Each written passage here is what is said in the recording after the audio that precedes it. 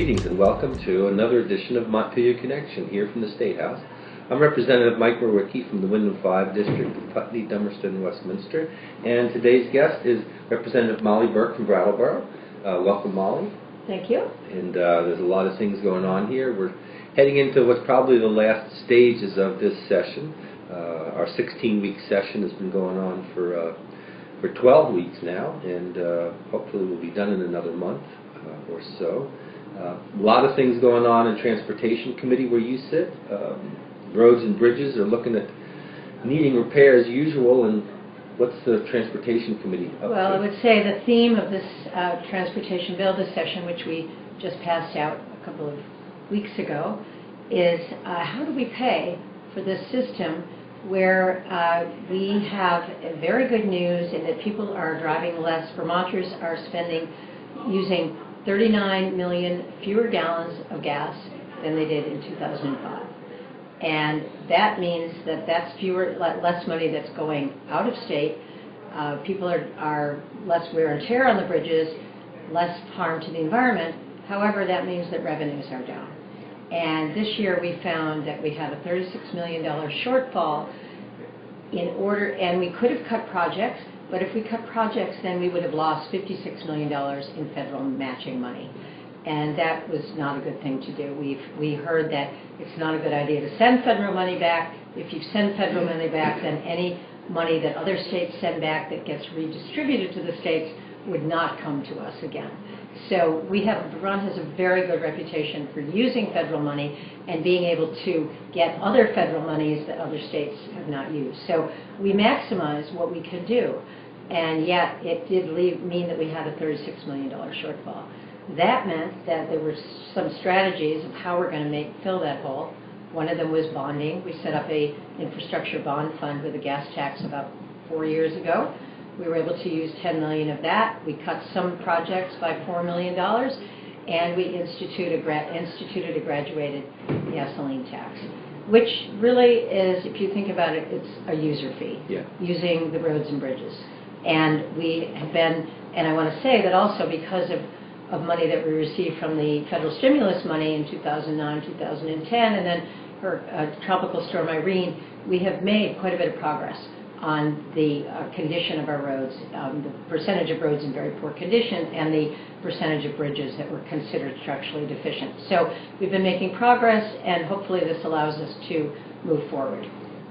Now, one of the reasons that I've heard for why we want to emphasize the gas tax is that a significant portion of it is paid by out-of-staters. Well, I wouldn't say a significant portion. We are trying to get exactly that number. We've heard estimates from the Joint Fiscal Office of maybe 19–20%. But still, that is significant if you think about, and a lot of the arguments, some of the arguments were, well, if you raise the gas tax, people are going to go buy gas, especially if you live in southeastern Vermont, across the river.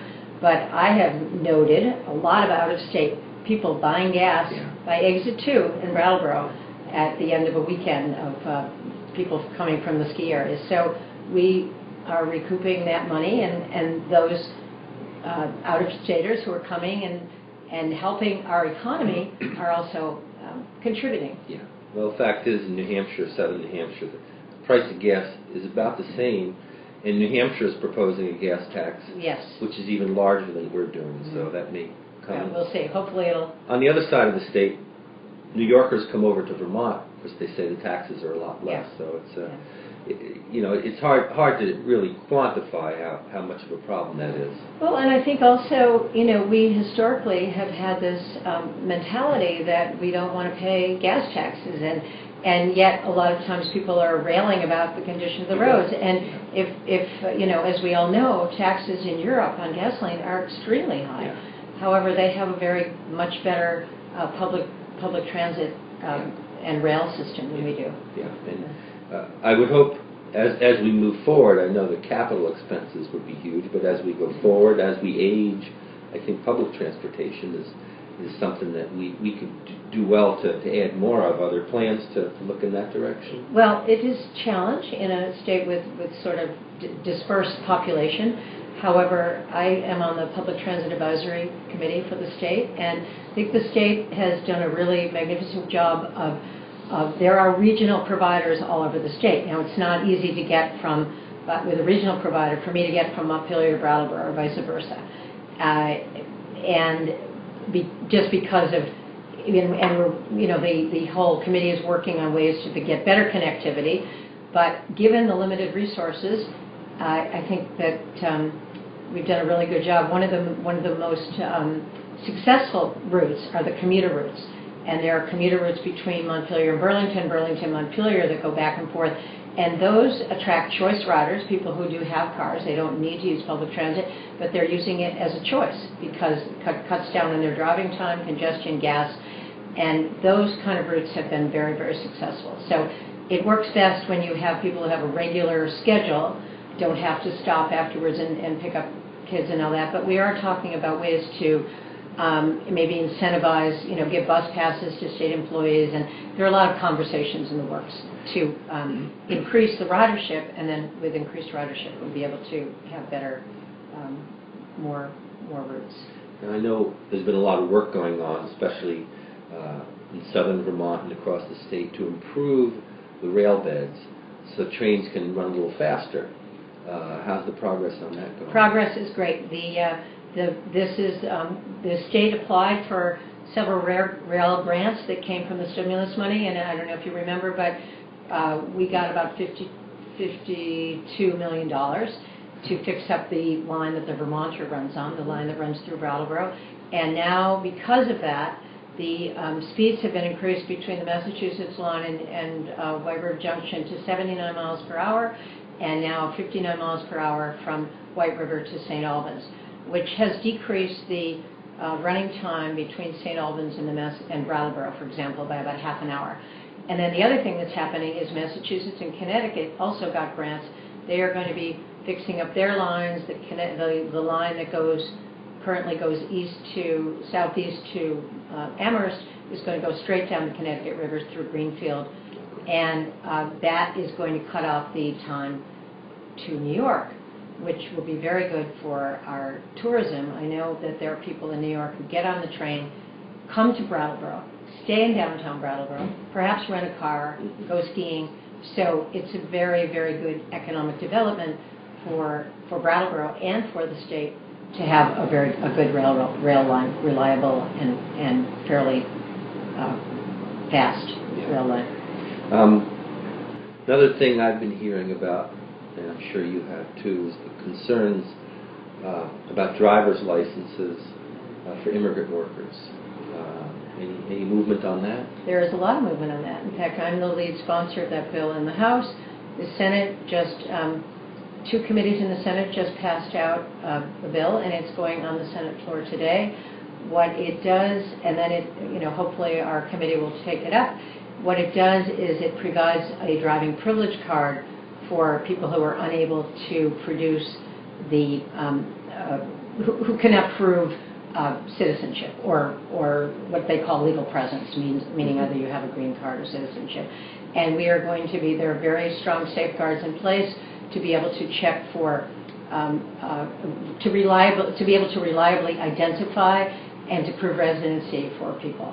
And I was on a study committee this summer, and one of the people on the study committee is Commissioner of Public Safety, who said that it is in their public safety interest to be able to have a way to identify a person who's here.